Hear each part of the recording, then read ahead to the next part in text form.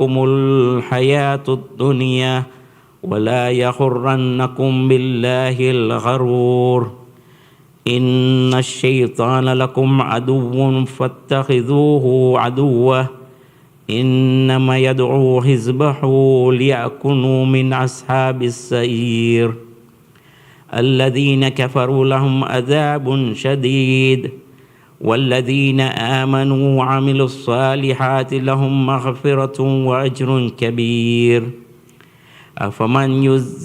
أفمن زين له السوء عمله فرآه حسنة فإن الله يضل من يشاء ويهدي من يشاء فلا تذهب نفسك عليهم حسرات إن الله عليم بما يصنعون والله الذي أرسل الرياح فتثير سحابا فسقناه إلى بلد ميت فأحيينا به الأرض بعد موتها كذلك النشور من كان يريد العزة فلله العزة جميعا إليه يصعد الكلم الطيب والعمل صالح يرفعه والذين يمكرون السيئات لهم عذاب شديد ومكروا أولئك هو يبور والله خلقكم من تراب ثم من نطفة ثم جعلكم أزواجا وما تحملوا من أنثى ولا تضعوا إلا بعلمه وما يؤمر من مؤمر ولا ينقص من عمره إلا في كتاب إن ذلك على الله يسير وما يستوي البحران هذا عذب فرات سائغ شرابه وهذا ملح أجاج ومن كل تأكلون لحما طريا وتستخرجون هلية تلبسونها وترى الفلك فيه مواخر لتبتغوا من فضله ولعلكم تشكرون يولج الليل في النهار ويولج النهار في الليل وسخر الشمس والقمر كل يجري لأجل مسمى ذلكم الله ربكم له الملك والذين تدعون من دونه ما يملكون من قطمير إن تدعوهم لا يسمعوا دعاءكم ولو سمعوا ما استجابوا لكم ويوم القيامة يكفرون بشرككم ولا ينبئكم مثل خبير يا أيها الناس أنتم الفقراء إلى الله والله هو الغني الحميد إن يشاء يذهبكم ويأتي بخلق جديد وما ذلك على الله بعزيز ولا تذر وازرة وزر أخرى وإن تدعوا مثقلة إلى حملها لا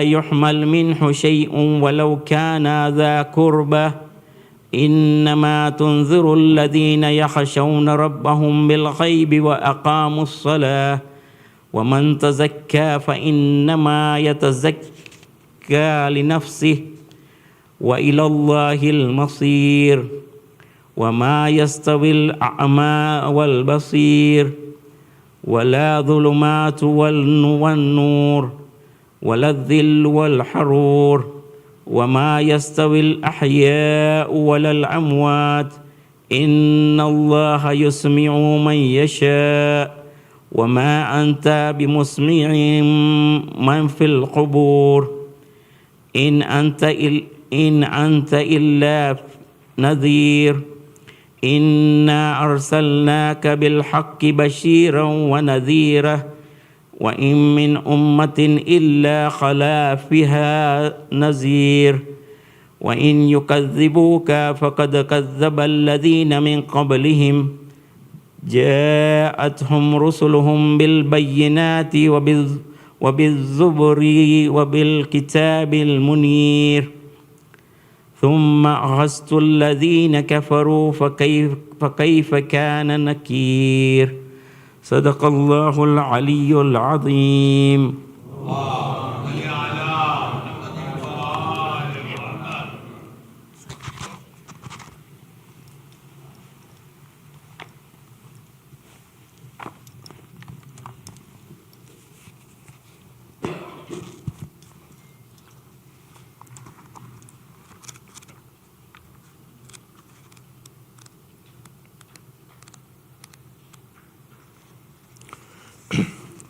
اللهم صل على محمد وآل محمد.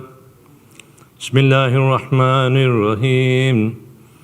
اللهم إني أسألك برحمتك التي وسعت كل شيء وبقوتك التي قهرت بها كل شيء وخضع لها كل شيء وذل لها كل شيء وبجبروتك التي غلبت بها كل شيء وبعزتك التي لا يقوم لها شيء وبعظمتك التي ملأت كل شيء وبسلطانك الذي ألا كل شيء وبوجهك الباقي بعد فناء كل شيء وبأسمائك التي ملأت أركان كل شيء وبعلمك الذي أحاط بكل شيء وبنور وجهك الذي أضاء له كل شيء يا نور يا قدوس يا أول الأولين ويا آخر الآخرين.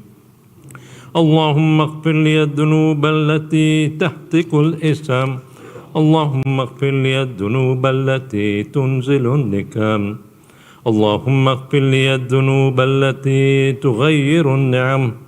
اللهم اغفر لي الذنوب التي تحبس الدعاء. اللهم اغفر لي الذنوب التي تقطع الرجاء. اللهم اغفر لي الذنوب التي تنزل البلاء. اللهم اغفر لي كل ذنب أذنبته وكل خطيئة أخطأتها. اللهم إني أتقرب إليك بذكرك وأستشفي بك إلى نفسك وأسألك بجودك أن تدنيني من قربك وأن توزعني شكرك وأن تلهمني ذكرك.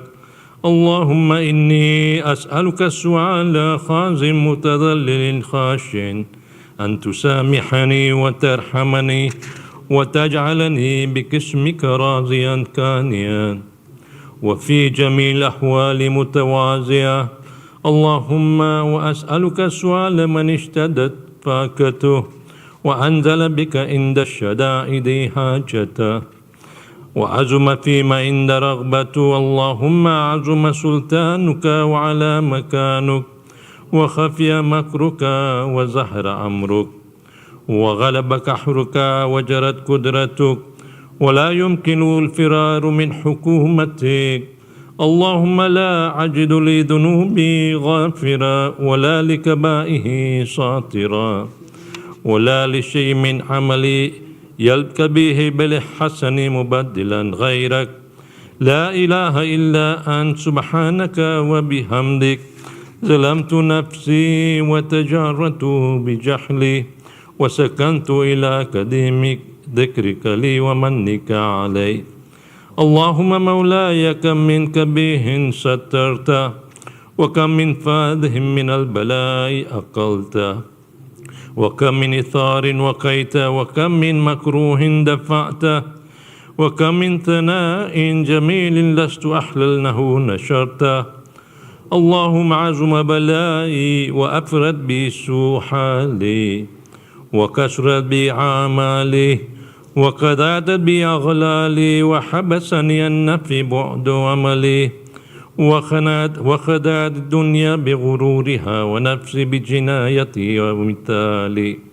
يا سيدي فأسألك بعزتك أن لا يحجب عنك دعائي سوء عملي وفعالي، ولا تفزحني بخفية ما تلات عليهم من سري، ولا تواجلني بالعقوبة على ما عملت في خلواتي من سوء فعلي وإساءتي ودوام تفريطي وجحالتي وكثرة شهواتي وغفلتي.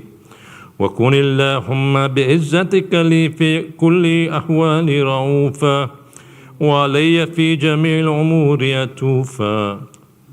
إلهي وربي من لي غيرك، أسألك كشف ضري والنظر في عمري.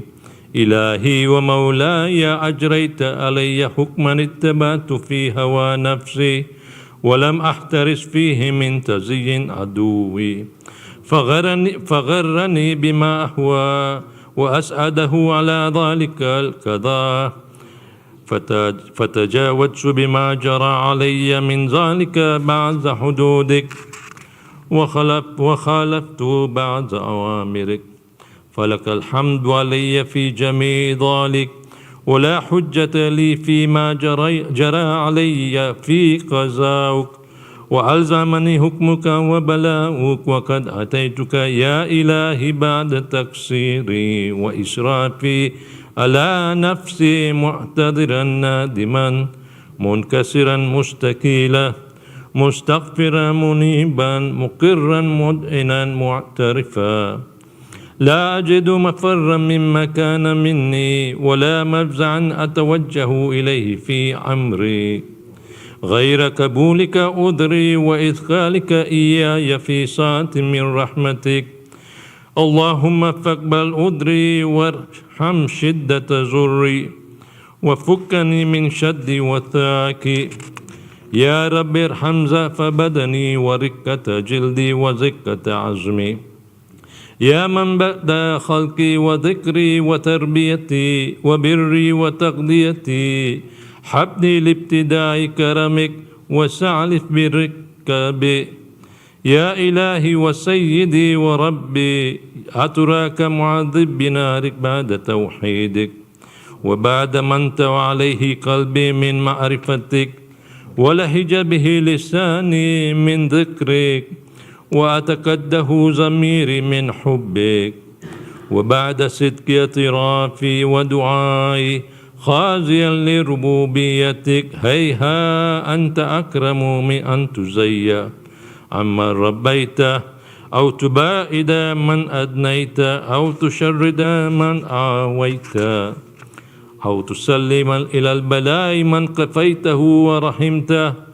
وليت شعري يا سيدي وإلهي ومولاي، أتسلط النار على وجوه خرت لعظمتك ساجدا، وعلى ألسن نتكت بتوحيدك صادقا وبشكرك مادها، وعلى قلوب اترفت بإلهيتك محققة، وعلى زمائر حوات من علمك حتى صارت خاشية، وعلى جوارها سعت إلا أوتان تعبدك طائيا، وأشارت باستغفارك مدنئنا ما حاك ذنوبك، ولا أخبرنا بفضلك عنك يا كريم.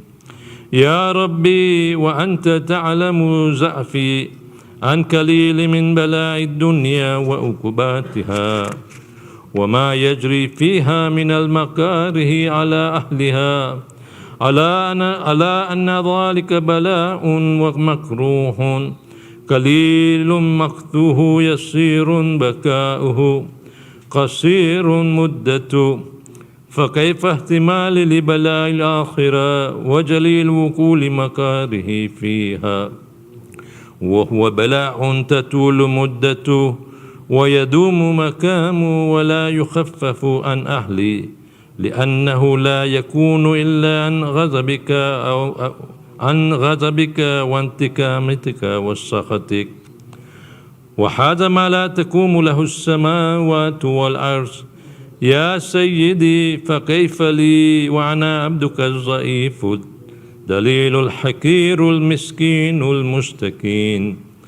يا إلهي وربي وسيدي ومولاي، لأي الأمور إليك أشكو ولما منها أزج وأبكي، لأليم العذاب والشدة عمل طول البلاء ومدتي، فلئن سيرتني للعقوبات مع أعدائك وجمعت بيني وبين أهل بلائك وفرقت بيني وبين أحبائك وأوليائك، فهبني يا إلهي وسيدي ومولاي وربي، صبرت على عذابك فكيف أصبر على فراقك، وهبني صبرت على حر نارك فكيف أصبر عن نظري إلى كرامتك، أم كيف أسكن في النار ورجاء عفوك، فبعزتك يا سيدي ومولاي أقسم صادقا لئن تركتني ناتك لا زجن عليك بين أهلها زجيج العاملين، ولا أصرخن إليك صراخ المستصرخين، ولا أبكين عليك بكاء الفاكدين، ولا أنادينك أين كنت يا ولي المؤمنين، يا غاية أعمال العارفين، يا غياث المستغيثين، يا حبيب قلوب الصادقين، ويا إله العالمين. أفتراك سبحانك يا إلهي وبحمدك تسمع فيها صوتا عبد مسلم سجن فيها بمخالفتي، وذاقت مع عذابها بمعصيتي، وحبس بين أتباكها بجرمه وجريرتي، وهو يزج إليك زجيج المعمل لرحمتك، ويناديك بلسان أهل توحيدك، ويتوسل إليك بربوبيتك. يا مولاي فكيف يبكى في العذاب وهو يرجو ما سلف من حلمك، أم كيف تولمه النار وهو يعمل فضلك ورحمتك، أم كيف يهركه لهيبها وأنت تسمع صوت وترى مكانه، أم كيف يشتمل عليه زفيرها وأنت تعلم ضعفا، أم كيف يتقلقل بين أتباكها وأنت تعلم صدقه، أم كيف تزجره زبانيتها وهو يناديك يا رب، أم كيف يرجو فضلك في إتكه منها فتترك فيها هيها ما ذلك ظن بك، وعلى المعروف من فضلك ولا مشيبه لما عملته به الموحدين من برك وإحسانك، فباليقين أقتوا لولا ما حكمت به من تعظيم جاهدك، وقضيت به من إخلاد معاندك، لجعلت النار كلها بردا وسلاما، وما كان لأحد فيها مقرا ولا مقاما، لكنك تقد أسماؤك أقسمت هم تملها من الكافرين من الجنة والناس أجمعين، وأن تخلد فيها المعاندين، وأنت جل ثناؤك قلت مبتدئا، وتتولت بالإنعام متكرما، فمن كان مؤمنا كمن كان فاسقا لا يستوون. إلهي وسيدي فأسألك بالقدرة التي قدرتها وبالكزية التي هتمتها وحكمتها وغلبت من عليه أجريتها، أن تهب لي في هذه الليلة وفي هذه الساعة كل جرم أجرمت وكل ذنب أذنبت وكل كبيه أسررت وكل جهل أملته كتمته أو أعلنت أخفيته وأزهرت وكل سيئات أمرت بإثبات الكرام الكاتبين الذين وكلتهم بحفظ ما يكون مني وجعلتهم شهودا علي مع جواره وكنت أنت رقيب علي من ورائهم والشاهد لما خفي عنهم وبرحمتك أكفيت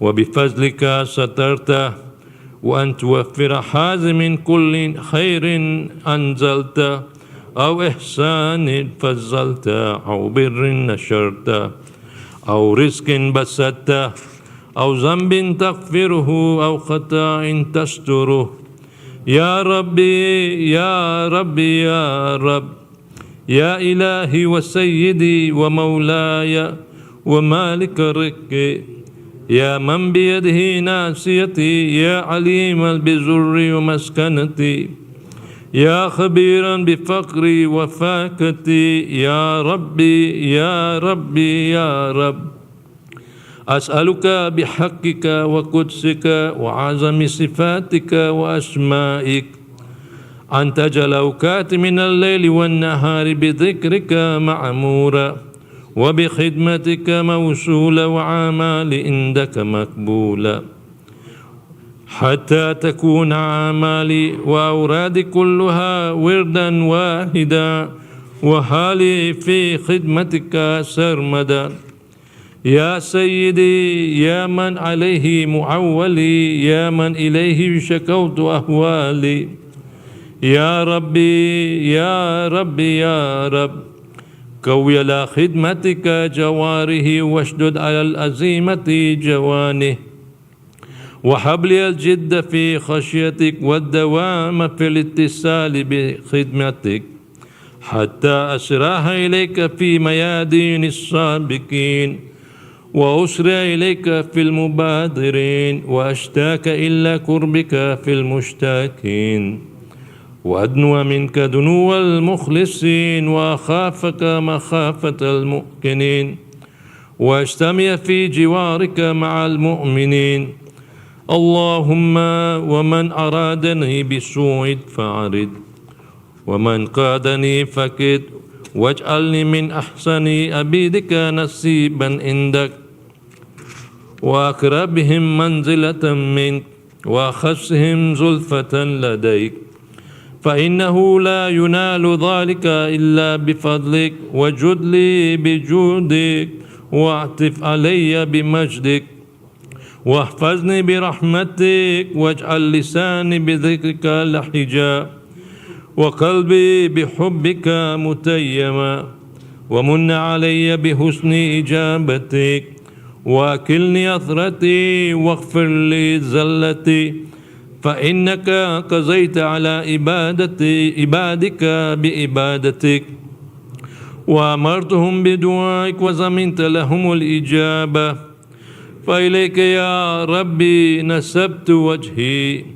وإليك يا ربي مددت يدي فبعزتك استجب لي دعائي وبلغني مناي ولا تكتم من فضلك رجاي واكفني شر الجن والإنس من أعدائي يا سري الرضا اغفر لمن لا يملك إلا الدعاء فإنك فآل لما تشاء يا من اسمه دواء وذكره شفاء وطاعته غنى ارحم ما رأس مالها الرجاء وسلاحه البكاء يا سابغ النيام يا نور المستوحزين في الظلم يا عالما لا يعلم صل على محمد وآل محمد وافعل بما أنت أهله وصلى الله على رسوله والأئمة الميامين من آله وسلم تسليما كثيرا.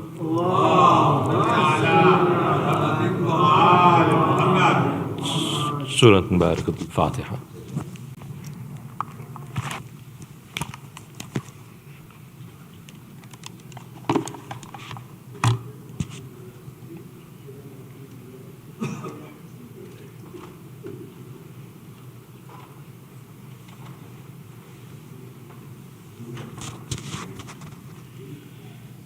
Bismillahirrahmanirrahim. Sayyid Hasan, Rizvi, respected elders, dearest brothers and sisters in Iman, Assalamu alaikum, Jamia wa rahmatullahi wa barakatuh. Surah Fatiha is requested for all marhumin listed on the screen, as well as all other marhumin. Surah Mubarak al-Fatiha.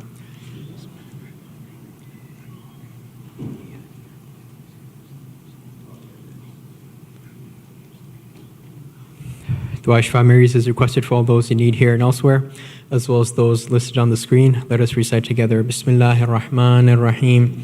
أَمَّا يُجِيبُ الْمُضْطَرَّ إِذَا دَعَاهُ وَيَكْشِفُ السُّوءَ أَمَّا يُجِيبُ الْمُضْطَرَّ إِذَا دَعَاهُ وَيَكْشِفُ السُّوءَ أَمَّا يُجِيبُ الْمُضْطَرَّ إِذَا دَعَاهُ وَيَكْشِفُ السُّوءَ أَمَّا يُجِيبُ الْمُضْطَرَّ إِذَا دَعَاهُ وَيَكْشِفُ السُّوءَ أَمَّا يُجِيبُ الْمُضْطَرَّ إِذَا دَعَاهُ وَيَكْشِفُ السُّوءَ. Ya Allah.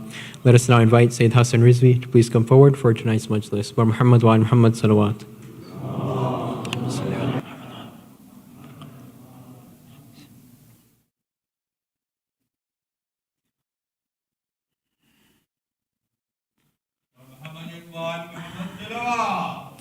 اللهم صل على محمد وآل محمد.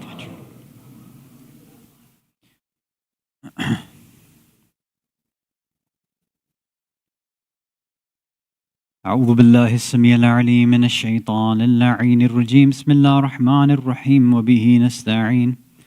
لا حول ولا قوة إلا بالله العلي العظيم والحمد لله رب العالمين.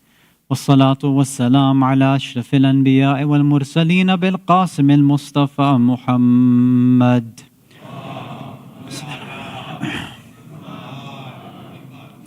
ثم الصلاة والسلام والتحية والإكرام على أهل بيته الطيبين الطاهرين المعصومين المظلومين، ولعنة الله على أعدائهم أجمعين من الأولين والآخرين إلى قيام يوم الدين. أما بعد، صلوات على محمد وآل محمد.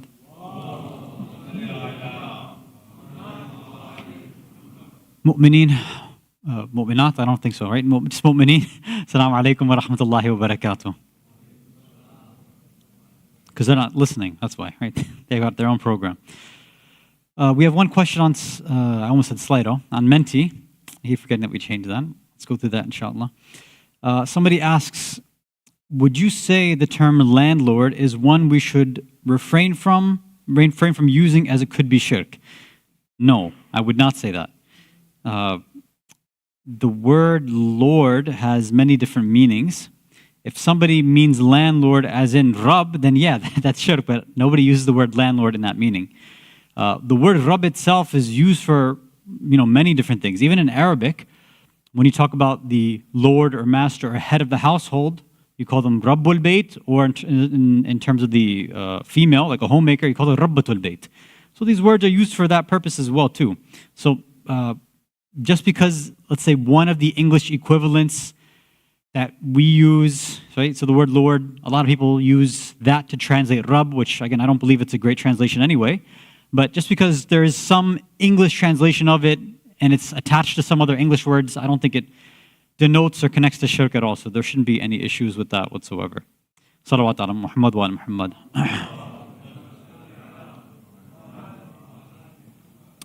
I think that's it for the question, so let's move for tonight. So I wanted to mention a few things, since many tonight, today is Thanksgiving. We had an interactive session last week. I know many that are sitting over here didn't attend, so I wanted to at least give some of the major points which I think are beneficial. So last week we had an interactive session, and we were discussing which holidays should Muslims celebrate, right? And specifically, we're talking about Western holidays. That was the main discussion. So, a lot of people, they have in their minds that, things like Halloween and Christmas and Diwali, and they have a whole list of holidays that, they're non-Muslim holidays, so it's haram to celebrate. That's what's in a lot of people's minds. So the first thing we wanted to do is to make sure, at the very least, we understand the fiqh and the ahkam, right? We don't want to start making things that are halal, haram, or vice versa. So we shared the opinion of pretty much all marajih, and the default principle is this, is that you and I can celebrate and commemorate any holiday that we want to, whether Muslim or otherwise, right? So non-Muslim holidays, you can celebrate it. There are just a few conditions that you have to keep in mind. One is that celebrating this holiday should not encourage, promote, or push yourself or anybody else towards another deen other than Islam, right? Now, some people might think, okay, well, things like Christmas, does that actually push people to becoming Christian? It's debatable. Me personally, I don't think that that's the case anymore. That Christianity has been fighting actually for the past, I don't know how many years it's been, where they want to put Christ back in Christmas. By statements like that, they're trying to show everybody that Christmas has become pretty much a secular holiday, right? Even atheists celebrate it. So, now again, I'm just giving you my opinion. You can feel otherwise, and you can apply the ruling yourself and how you understand it. But as far as I see in our societies, Christmas has kind of lost all religious meaning whatsoever, right? Now again, we're just talking about Sharia and Ahkam and Fiqh for now. I'm not talking about recommendations, right? We'll get to that as a secondary stage. Just for now, we should know the Fiqh. So if somebody feels that, no, in celebrating Christmas or let's say Diwali or any of these other pseudo-religious holidays, if it's going to promote another faith, if it's going to encourage somebody else to get closer towards that faith, then yeah, it would be problematic. Then a person then becomes haram, they can't do that. So maybe in this day and age it's different. Let's say maybe when I was growing up, it was a bit different. I think early on, probably 80s, 90s, Christmas probably still had more of a Christian flavor to it, right? There was a little bit of Christianity that was still left. And if a Muslim were to celebrate it, I think it would be tough to make the case that this has nothing to do with Christianity. I think it had been very tough back then. And more so, one of the reasons why, and I've seen this happen with certain other individuals too, among youth, at least when I was growing up. Not so much anymore, but at least when I was growing up. That a lot of kids would be like, it's not fair. We don't have anything to celebrate as Muslims. And Christians have this, and the Jews have this, and they have these holidays, they get all these presents. So they get all this stuff, and we don't get anything. So this, in the way that some youth were getting pushed to celebrate Christmas, was actually getting them attracted to Christianity. Now, it was purely materialistic, right? They were getting there because they wanted presents, but still, it was a bit of an encouragement. So maybe in that circumstance, yeah, one could make the argument that, yeah, maybe for that family, given if a child or an adult speaks like that, I'm jealous of Christians or Jews or some other faith because of what they celebrate, then that would be problematic, I would say, right? All right, salawat ala Muhammad wa ala Muhammad.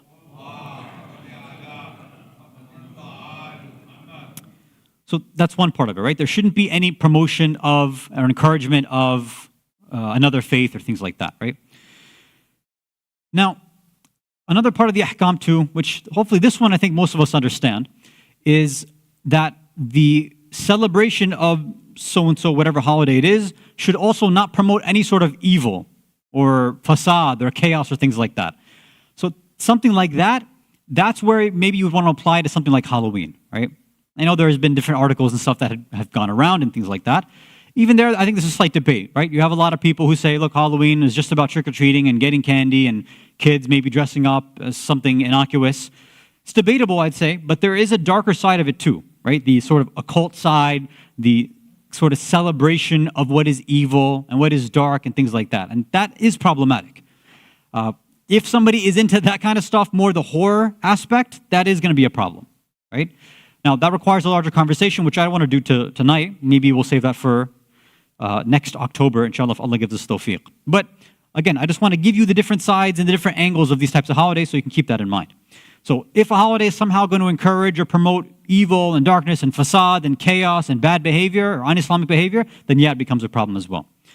Another part or a related fiqhi issue is in wishing somebody else, not you or I celebrating it, but let's just say we're out shopping and somebody says, Happy Thanksgiving or Merry Christmas or Happy Hanukkah, or Happy Kwanzaa, whatever it is.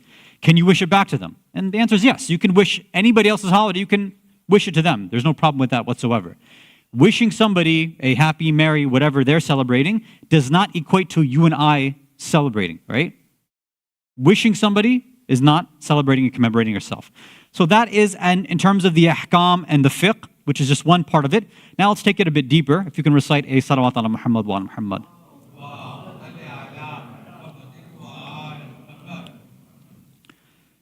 Now, it should go without saying but it doesn't go without saying, that's why I have to go and say it now, right? Just because something is halal and allowed and permissible does not mean it's actually encouraged and a good thing and beneficial to us. There are many different ahkam that are out there, many different sort of red lines where you can kind of walk the sidelines, right? You can walk on the boundaries and it be allowed, but it actually be harmful to myself. It can be harmful to my family. It can be harmful to our community, right? We have to look at it from that aspect too. And when you ask, and this is one thing that came up in our interactive session last week, one of the major reasons why, not everybody, but a good reason why a lot of people want to commemorate and celebrate these types of holidays, meaning non-Muslim Western holidays, is simply because they want to fit in, right? It's an issue of identity. Because, and there's two aspects of that. One aspect is that they need to fit in, they need to adapt, they need to assimilate, because everybody else around them is doing one thing, they're enjoying life, and this person themselves doesn't really, they don't feel a part of society. So this is their way of kind of jumping in and saying, yeah, I want to be a part and celebrate and commemorate with everybody else and feel like I'm American, all that stuff, right? Which might come from a good place. I think it's a bit naive, but okay, they're trying to be a part of the culture. Sure, understandable. The other part, though, which I think is the reason why people jump to that, is because they miss out on the actual Islamic opportunities and things that we should be celebrating ourselves anyway. So most people think that the only time we actually celebrate is when we have these 2, or for Shia 4 Eids, right, throughout the year. It's like, okay, there's an Eid, so then there's, a program at the center. And some kids, they come, they enjoy it, that's great. Sometimes parents will give their kids gifts, or their other relatives will give them gifts, that's also nice too. But if we're being honest and we're being objective with our riwayat and our recommendations, then we have holidays every single week. Every single Jum'ah is an Eid. That's exactly how it's mentioned in riwayat. And every single Jum'ah, it is recommended for families to get each other gifts, especially for a father to buy their spouse, meaning their wife, and their kids gifts. It's recommended every single Friday. Now, I'm not saying go out and spend, $20, $100 every week, but something even small, right? Whatever it happens to be, something. So we technically have more celebrations and more holidays than any other faith, any other religion, right, out there. Take all those religions, combine all their gift giving, we would still outdo them. So the reason a lot of people want to end up adapting and assimilating and jumping into other things because they feel like they're more fun is because simply they're just not practicing what's already existing within Islam. Salawat ala Muhammad wa ala Muhammad.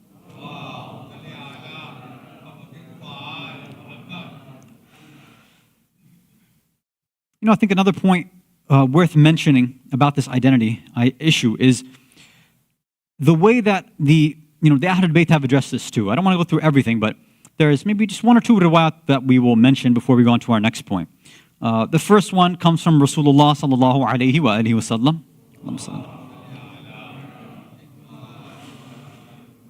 And he's reported to have said, "Man tashabbaha biqawmin fahuwa minhum." Whoever does tashbih and starts copying, imitating, and emulating a people or a group or a culture, then they are one of them, right? They become a part of them. So we have this concept in Islam called tashabbuh bil kuffar, right? Is imitating and copying non-Muslims.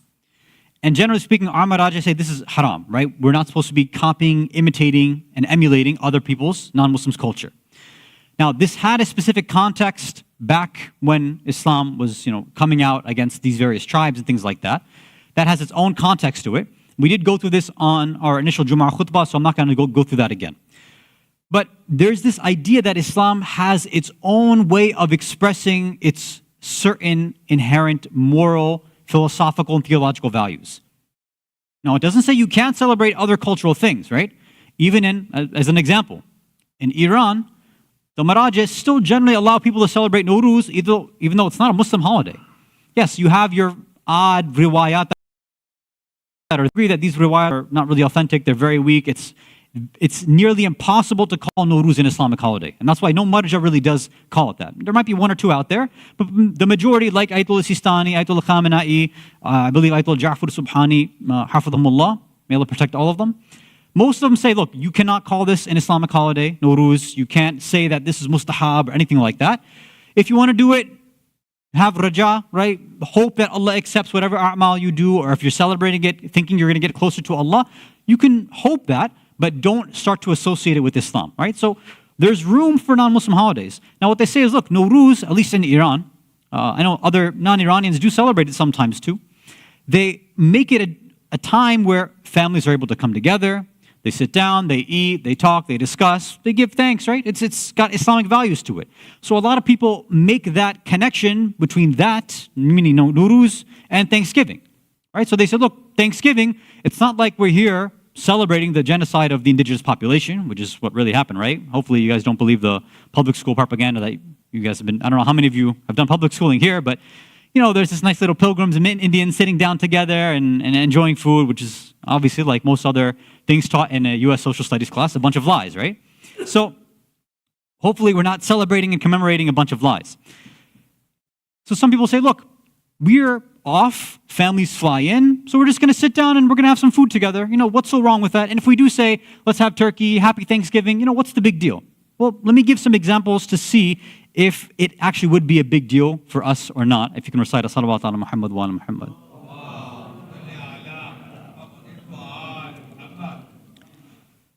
So, most people hopefully know, again, that history, that Thanksgiving has a dark past to it, right? It's not pretty.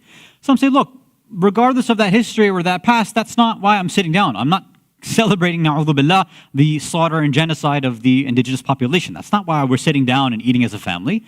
We know all that. We don't like all that stuff. It's just a day off. We're sitting down, we're eating. So it's not connected to any of that. So we can be disconnected from the history and celebrate or commemorate something separate. Like, okay, fine. Now imagine that the Zionists, for example, in around this time, let's say next year, in October, they start setting up a holiday for thanks around this time too, right? Let's say right around October 7th, 15th, something like that. They say, you know what, every year we're going to be celebrating some thanks as well too. Are we going to start latching onto that too? Even though we know that if Palestinians found out that Zionists would be celebrating a holiday like this every year, they say, look, nobody else should be celebrating anything like this if you actually have any, small amount of empathy in your hearts for us, right? Yes, even if the holiday has to do with giving thanks and being thankful to God or expressing love and kindness, whatever values might be there, it's very tough to disconnect that from the actual inception and the actual historical record, right? It's very tough to do that. Let me give another example that I think would be closer to you and I. The 10th of Muharram, Ashura, for us, obviously, is a day of mourning, right? Most Shias will not go to work, they won't do anything, right? There's obviously a'mal and programs that happen at the center. And then after the programs are done, when people, qabristan, sometimes they meet at each other's houses. People have various different ways that they commemorate that, that day. Imagine now you have somebody, let's say from Ahl Sunnah, somebody that knows that that's the history. They say, look, we are going out for lunch that day. Why don't you join us? And you say, no, I'm commemorating that day because of what happened to Imam Hussein and the Shuhada. I'm not going to do that. And you shouldn't be doing that either. Hopefully that's what you would tell your non-Shia friend or colleague. And what would they say? Well, look, that was the history. I'm not going out to eat because of what happened back then. I'm not celebrating the Shahada of Imam Hussein and anybody else. I'm just doing that because, Imam Hussein stood for good values and, it's good to go and sit down with your fellow mu'mineen and mu'minat and give thanks. So, let's go and eat together. What's the big deal? What's so bad about that? You see, for you and I, we wouldn't be able to to disconnect the history, would we? Even if it, let's say, was as unfortunately, it depends on the country and culture, but some Muslims now even choose Ashura to get married too, right? Because of Salafi, Wahhabi propaganda and all this stuff that's passed down. Some of them wait till Ashura and they get married. Let's say you get invited. Would you go? Of course, you and I would definitely not go. And I'm hoping that if you had a good enough relationship with that individual, you'd say, look, you should probably try to change the date. And if you explain the history, they say, look, we're not getting married because of what happened to Hussein radiallahu anhu. That's what they would say, right? Say, look, but isn't getting married a good thing? So it's a good Islamic practice, so why wouldn't I do it, right? Why would you stop me from doing something good? I'm not connected to the history at all. You see, you and I, because of our emotional connection, we would never allow something like that to happen. So Now, think about it this another way. I don't think anybody here has a Muslim friend that, let's say, comes from an indigenous background. I highly doubt that. If you and I did, I guarantee you our idea about celebrating, commemorating, or meeting and eating on Thanksgiving would be completely different. If somebody was in this community from an indigenous background, and they had found out that certain people here were meeting together, eating turkey and enjoying and doing all this traditional Thanksgiving stuff, if they knew that, what do you think they would think of us? They'd say, how could you guys sit down and do all this stuff on such a holiday, right? Now, look, I'm not telling you what is right or wrong. I gave you the fiqh, I gave you the ahkam. All I wanted to do is provide with you different other ways of looking at things, right? Especially since you and I have other contexts, our own self.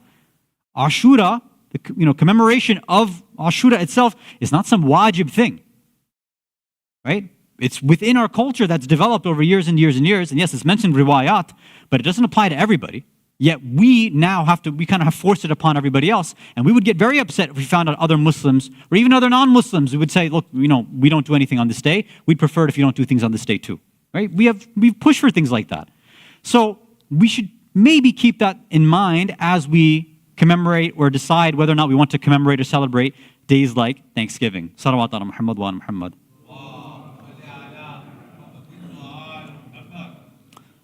Let me share with you one more hadith. This one is from Imam Ja'far as-Sadiq alayhi salatu wassalam. He's reported to have said, قال أوحى الله عز وجل إلى النبي من أنبياء. He says that Allah had given wahi and revealed to Rasulullah sallallahu alayhi wa alihi wa sallam, Allahumma salli ala Muhammad wa ala Muhammad, that, قُلْ لِلْمُؤْمِنِينَ, tell the mu'mineen, لَا تَلْبِسُوا لِبَاسَ أَعْدَاهِ, do not dress in the clothing of your enemies, or my enemies, sorry, yeah, it should be my enemies. وَلَا تَطْعَمُوا طَعَامَ أَعْدَائِ, don't eat the food of my enemies. وَلَا تَسْلَكُوا مَسَالِكَ أَعْدَائِ, don't follow the ways and the path and the culture of my enemies. فَتَكُونُوا أَعْدَائِ, because then you'll become one of my enemies too. كَمَا هُمْ أَعْدَائِ, just like they are my enemies as well. Now,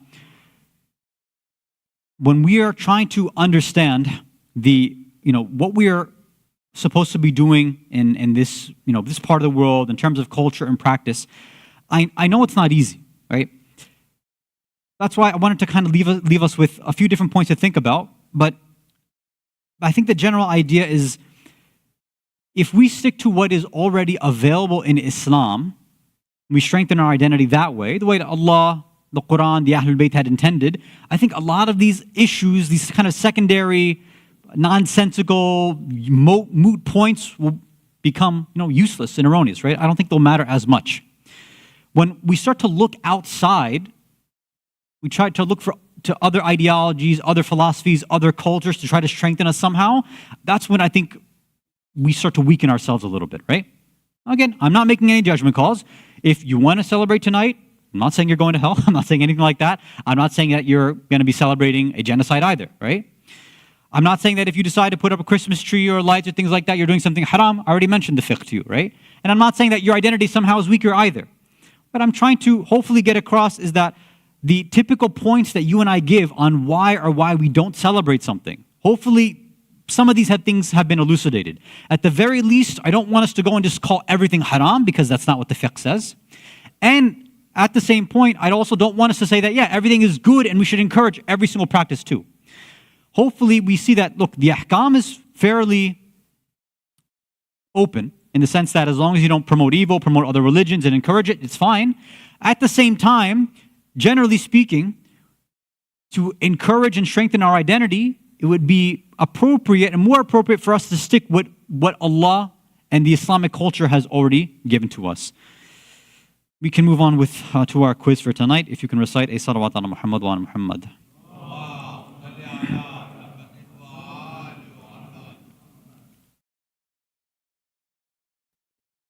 One more salawat ala Muhammad wa ala Muhammad.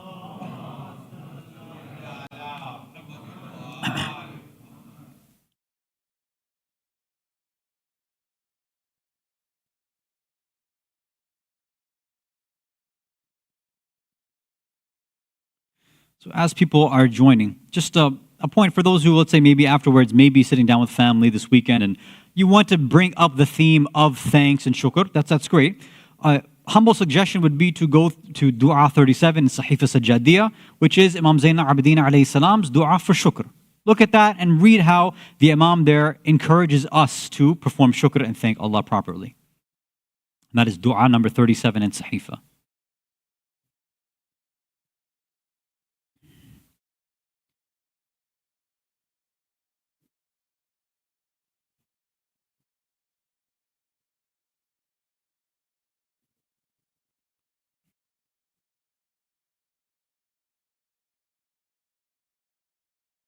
Okay, good luck to everybody. Bismillah. Which of these are not names of Allah mentioned in the Quran? Ash-Shakir, Ash-Shukur, Ash-Shukr, or no, it's a trick question and all of them are in the Quran. Which of these are not names of Allah mentioned in the Quran?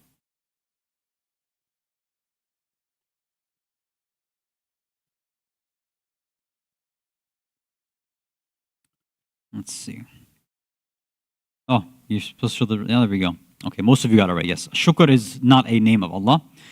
The word's in the Quran, obviously, but it's not a name of Allah. Now, the question is, before we go on to the next one, is Allah being known as Ash-Shakir and Ash-Shukur, meaning literally giving thanks. What does it mean when Allah gives thanks?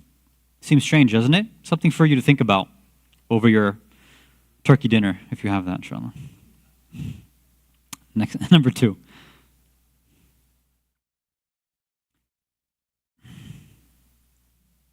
When performing a recommended sajdatul shukr, you must go into sujood and say, oh, no, this is I think part of one of the responses got shoved into the question.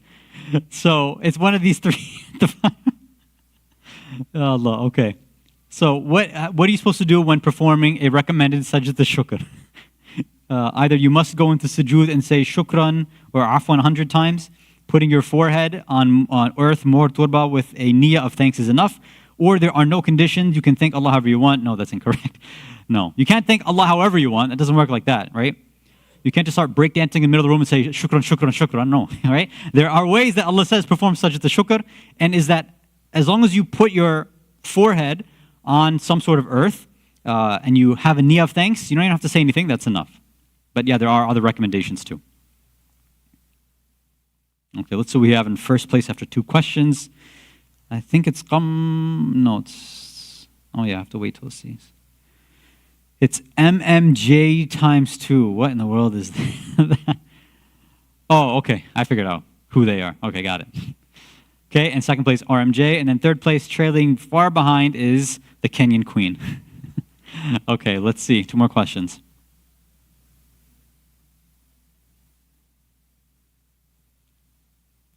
In the Quran, what is considered the opposite of shukr, the opposite of thanks? Is it jahl, ignorance, shirk, polytheism, kufr, hiding the truth, or kibr, pride and arrogance? What is the opposite of shukr? That was fast. Yes, imma shakiran o kufura, right? Kufr. So this gives you an idea of what shukr really means. The deeper meaning of shukr is when you understand the value of something and you utilize it in the way that it's actually intended by Allah. That's true shukr. Meaning when Allah gives us ahkam and sharia, we follow it the way that He wants. That's true shukr. Kufr is when you know something, but you hide it instead. So that's the opposite of giving thanks. It's being ungrateful to truth and reality. Last question. What am I getting?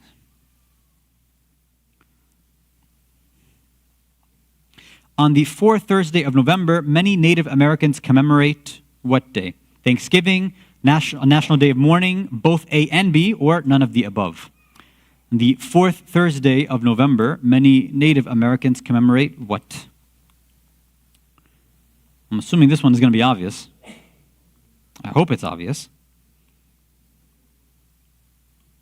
Oh my God.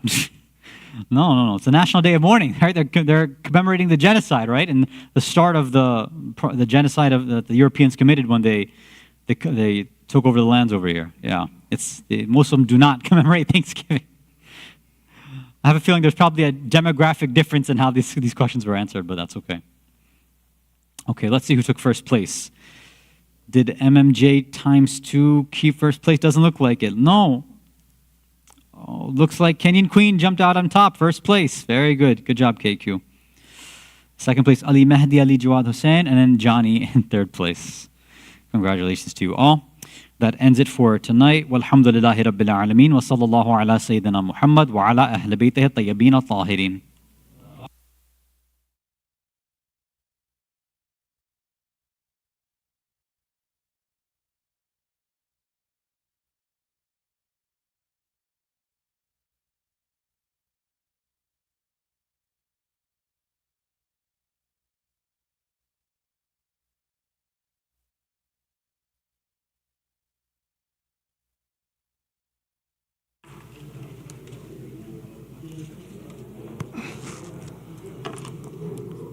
أعوذ بالله من الشيطان اللعين الرجيم بسم الله الرحمن الرحيم السلام عليك يا رسول الله السلام عليك يا أمير المؤمنين والسيد الوسيل السلام عليك يا فاطمة الزهراء السلام عليك يا خديجة الكبرى السلام عليك يا حسن المجتبى ورحمة الله وبركاته السلام عليك يا وارث آدم صفوة الله السلام عليك يا وارث نوح النبي الله السلام عليك يا وارث إبراهيم خليل الله السلام عليك يا وارث موسى كليم الله السلام عليك يا وارث عيسى روح الله السلام عليك يا وارث محمد صلى الله عليه وآله حبيب الله السلام عليك يا وارث أمير المؤمنين عليه السلام ولي الله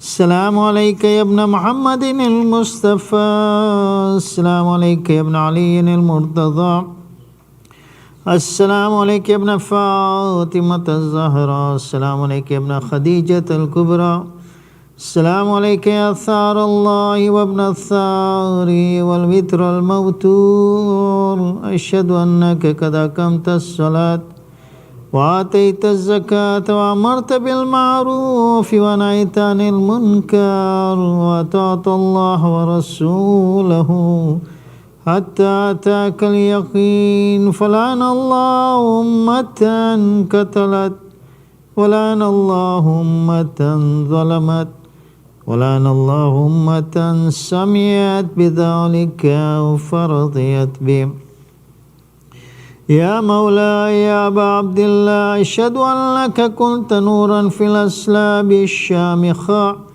والأرحام المطهرة لم تنجسك الجاهلية بأنجاسها ولم تلبسك من مظلمات ثيابها وأشهد أن لك من دائم الدين وأركان المؤمنين وأشهد أنك الإمام البر التقي الرزي الزكي الهادي المهدي وأشهد أن الأئمة من ولدك كلمة التقوى وعلام الهدى والعروة الوثقى والهجة على أهل الدنيا وأشهد الله ملائكته وأنبياءه ورسله أني بكم مؤمن وبيا بكم موقن بالشرائع ديني وخواتيم عملي وقلبي لقلبكم سلم وأمري لأمركم متبع صلوات الله عليكم